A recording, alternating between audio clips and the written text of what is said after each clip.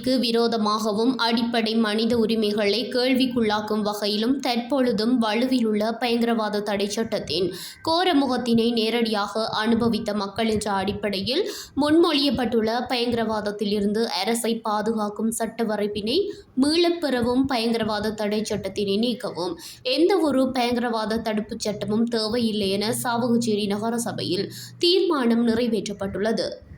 சாவகச்சேரி நகராட்சி மன்றின் மாதாந்த அமர்வு நேற்றைய தினம் தவிசாளர் வி. ஸ்ரீபிரகாஷ் தலைமையில் இடம்பெற்றது.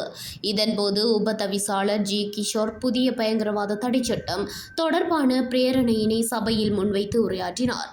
இதன்போது தேசிய மக்கள் சக்தியின் உறுப்பினர்கள் சபை நிகழ்ச்சி நிரலில் உள்ளடக்கப்படாத குறித்த விடயத்தினை சபையில் பிரேரிக்க முடியாது என தமது எதிர்ப்பை வெளியிட்டனர். எனினும் தேசிய மக்கள் சக்தியின் 3 உறுப்பினர்கள் தவிர்த்த ஏனைய உறுப்பினர்களின் ஆதரவோடு பயங்கரவாத தடை சட்டத்திற்கு எதிரான பிரேரணை நிறைவேற்றப்பட்டது.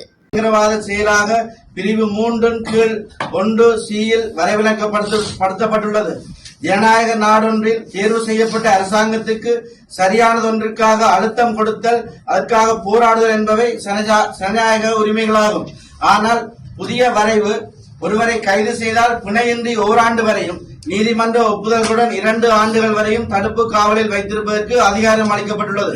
சாதாரண குற்றவியல் சட்டங்களின் கீழான குற்றங்களை பயங்கரவாத செயலொன்றாக மாற்றுவதன் ஊடாக சாதாரண குற்ற செயல்களின் மீதும் இச்சட்டத்தை பிரயோகிக்கும் வாய்ப்புள்ளது.